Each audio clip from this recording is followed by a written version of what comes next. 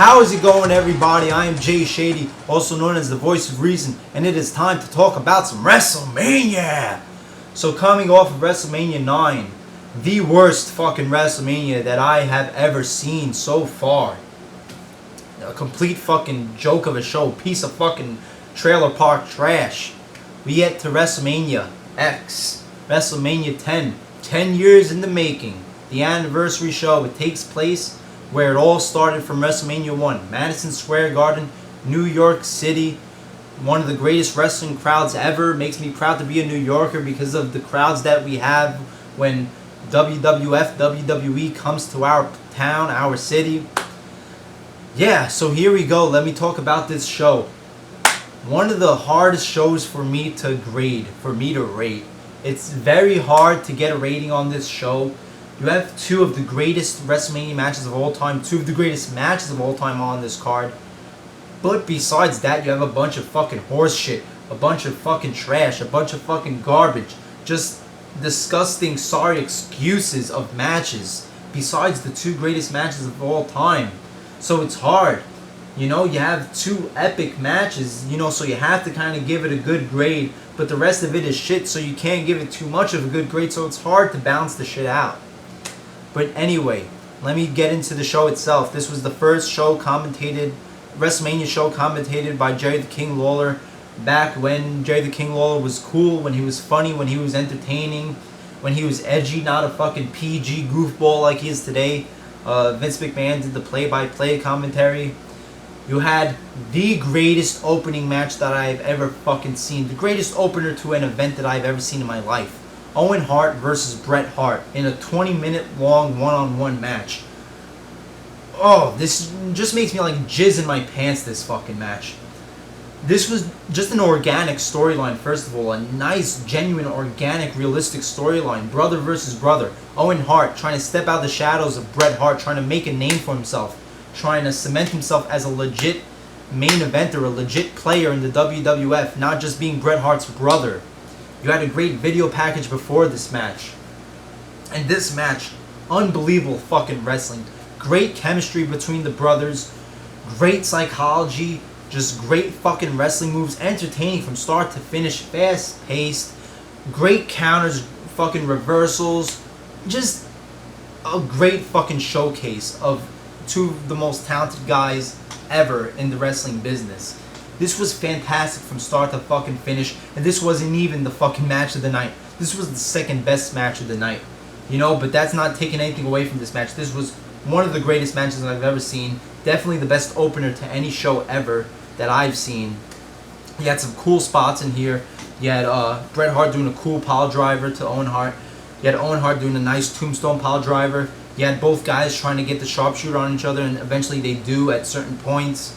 And you have a great ending in my opinion. Bret Hart is on Owen Hart's shoulders. He tries to do a victory roll, but Owen Hart maintains his balance and gets the pin on Bret Hart. 1, 2, 3. So the right guy goes over, but it doesn't bury Bret Hart because it was a roll-up victory. It came out of nowhere. So both guys look good at the end of the match, and it cements Owen Hart as a serious, legit player in the WWF, not just Bret Hart's brother. Amazing fucking match, start to finish. One of the greatest matches you will ever see, and one of the most organic, realistic storylines. A great story, great storytelling, just perfect in every fucking aspect, and it was an even match of the fucking night.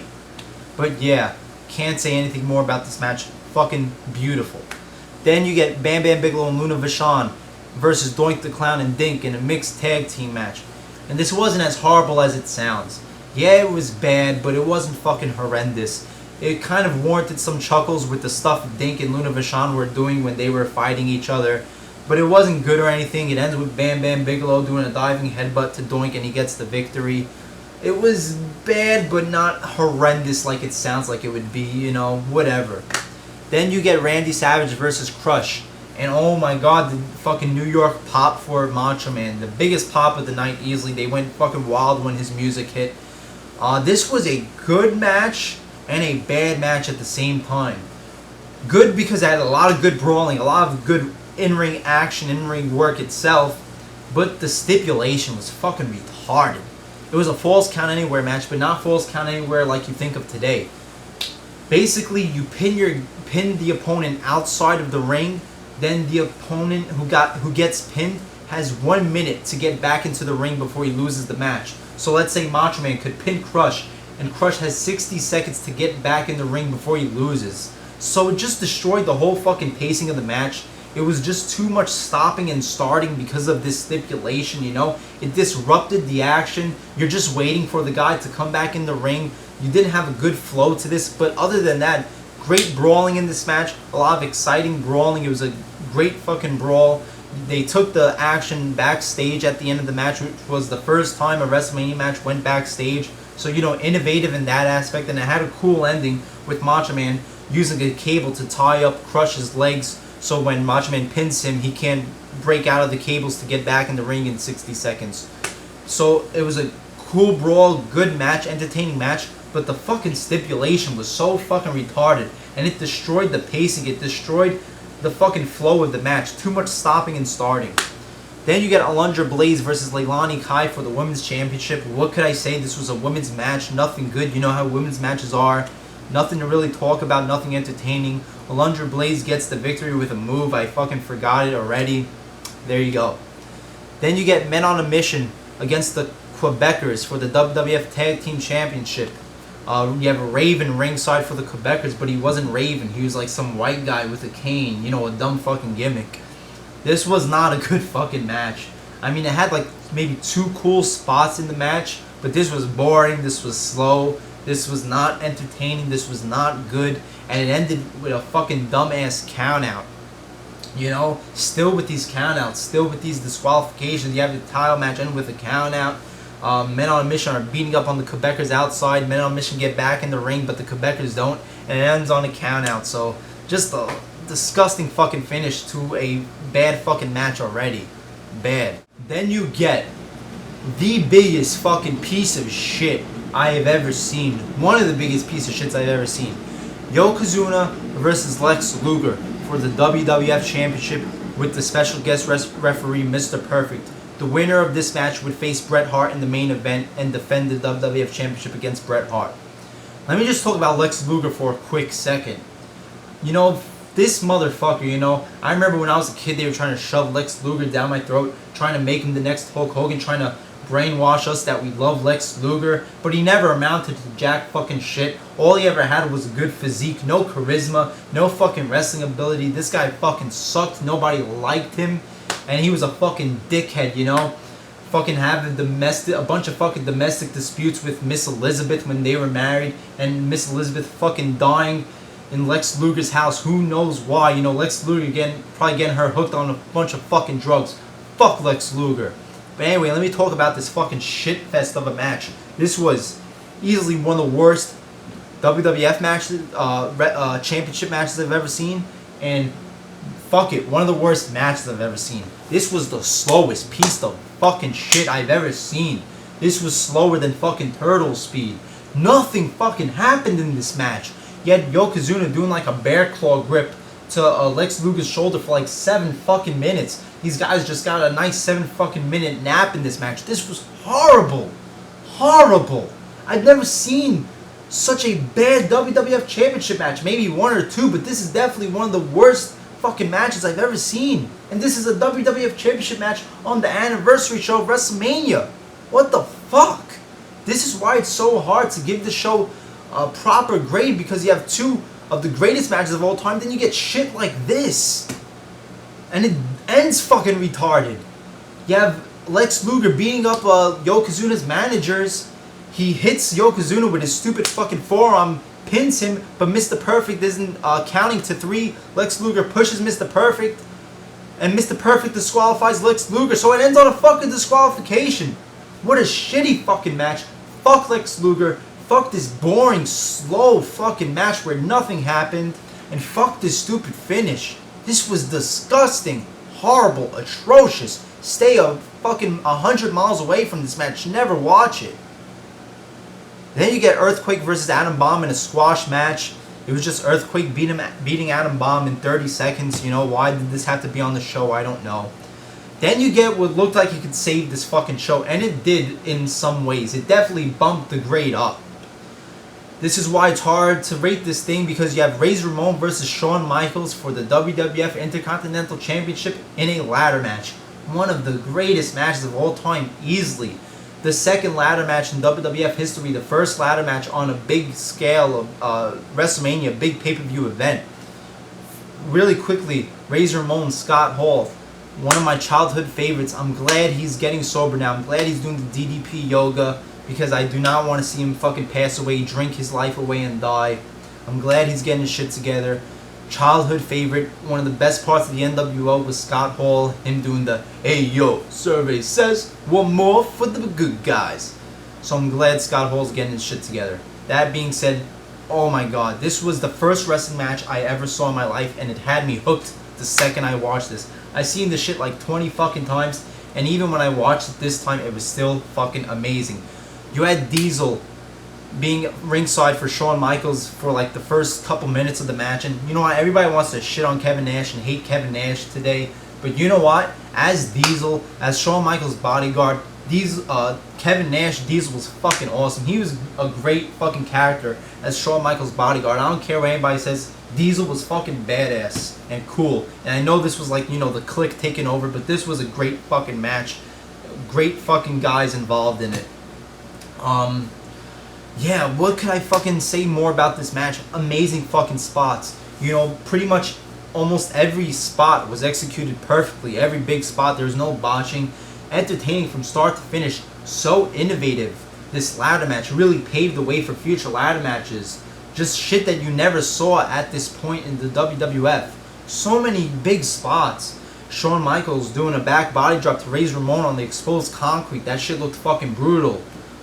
Shawn Michaels doing the splash to Razor Ramon. One of the greatest fucking WrestleMania moments ever. Shawn Michaels going on the turnbuckle and using the ladder to drive it down on Razor Ramon. Shit was brutal. Razor Ramon body slamming Shawn Michaels off the top of the ladder, and a great fucking ending. When I was a kid, I hated this fucking ending because Shawn Michaels lost, and I couldn't take Shawn Michaels losing matches. But when I look at it now, great ending. You had Razor Ramon. Shawn Michaels was climbing to get the title. Razor Ramon pushes the ladder. Shawn Michaels gets his leg tied up in the ropes. Razor Ramon is about to reach the titles. Shawn Michaels breaks free from the ropes but gets his arm stuck in the ropes, and Razor Ramon gets the victory. Undisputed Intercontinental Champion. At the time, there were two Intercontinental Champions. You know, Shawn Michaels was the first Intercontinental Champion in this feud, but you know, as with pretty much every title reign that HBK has ever had, he forfeited it or whatever. He was stripped of it. But Razor Ramon wins the vacant belt, but Shawn Michaels comes back and says he's the real Intercontinental Champion, kind of like CM Punk and John Cena. So this was for the Undisputed Intercontinental Championship. Razor Ramon wins. One of the greatest matches of all time. Match of the night. Just amazing, amazing, amazing. Easily a 5-star match. And probably the greatest Intercontinental Championship match of all time. Probably. Unbelievable. Then you get Bret Hart versus Yokozuna in the main event for the WWF Championship with the special guest referee Roddy Piper. And this shit wasn't nearly as bad as Lex Luger versus Yokozuna, but that's not fucking saying much.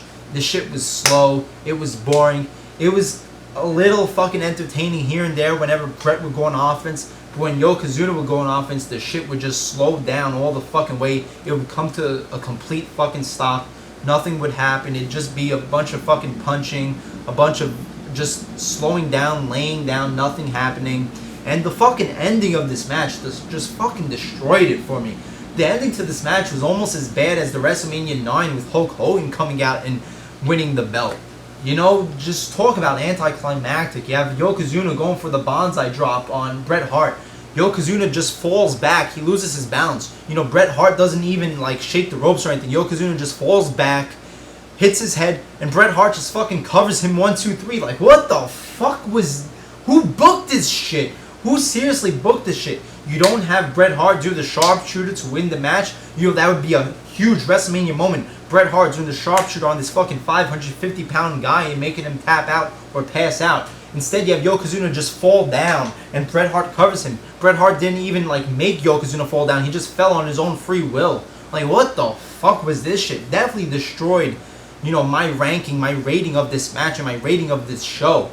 Yes, the post-match segment was good. I like the post-match segment. You had Bret Hart celebrating. I'm glad, Bret Hart got his, title run here, got his chance to celebrate. This was a changing of the guard.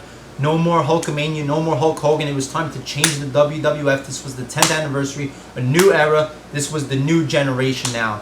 No more Hulk Hogan, none of the old guys. Now you had your Bret Harts, your Shawn Michaels, your Razor Ramones. It was time to change the direction of the company.